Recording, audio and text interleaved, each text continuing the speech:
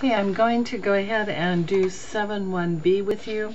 Before we start, just looking at your page, I want you to know that there's a correction on page 257. Under problem 7.1b, the third line says balance of cash is $3,219.72. That needs to say $3,291.72. So let's go ahead and start. Okay, they actually tell us how much we have in our cash account. So if you go down to where it says ledger balance of cash, we're going to fill in correctly the amount that what came out of our cash account, and also this is in our checkbook and on that day also. Now on the bank statement up here, it says that we have this amount, and they're two different numbers, and that's normal for them to be different because the bank doesn't know everything that we've done, and we don't know everything that the bank's done, unless of course you go online and you check it out all the time. Let's go on to letter A. There was a deposit that we made that didn't show up on our bank statement, and so we're going to go ahead and show that as a deposit in transit. It just means we've made it, but it's not on the statement yet, and the amount we deposited was $518.32. Looking at letter B, it talks about checks that we've written during October. When we did this at the end of October, there were 3 checks that had not yet passed through the bank for payment.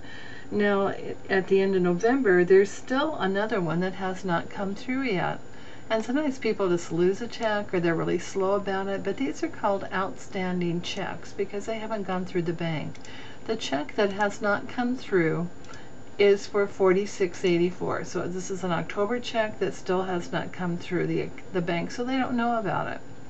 Now we also, in letter C, talk about other outstanding checks, and so I'm just going to put them all on here, knowing that you can stop this while you're catching up. So these are checks that we have written during November, but they haven't come back to be taken out of our account yet.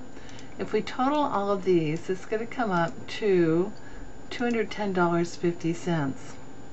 Now looking at what we have right now, if we add our late deposit to our bank statement balance, it takes us to this number. If we subtract our outstanding checks from this subtotal here, we end up with an adjusted bank statement balance of $3,493.72. Looking at letter D, it talks about a personal withdrawal by the owner. He used an ATM machine but failed to tell us that he withdrew that $36. So that's going to make our cash account smaller. So we're going to go to deduct and show what it was, and it was a withdrawal by him, and it's for $36. And so we're going to enter that in here. So that takes care of letter D. Again, because they did not tell us. So that's what we're writing it in now.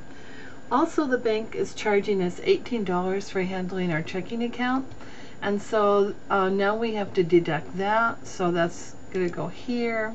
Bank service charge, $18.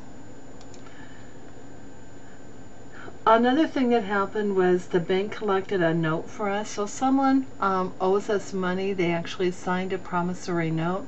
So it goes into an account called notes receivable. So the bank statement had on it that there was a note collected. So it's going to go up here in the add. And we're saying the face value of the note and how much interest we earned and who the note was signed from. Okay, now that was for the amount of $256, so we're going to list that. And there aren't any more things there. We've looked through A through F and we've got everything that we need. So if we take this number here and add it and add this to it, we're going to come up with this amount of cash. We're also going to have to subtract these two numbers. If we take these two numbers and add them together, that's a total of $54. So if we subtract $54 from this amount, we're going to come up with this number. And this is where you jump up and down with excitement, because you need to make the adjusted bank statement balance equal the adjusted cash balance. And guess what?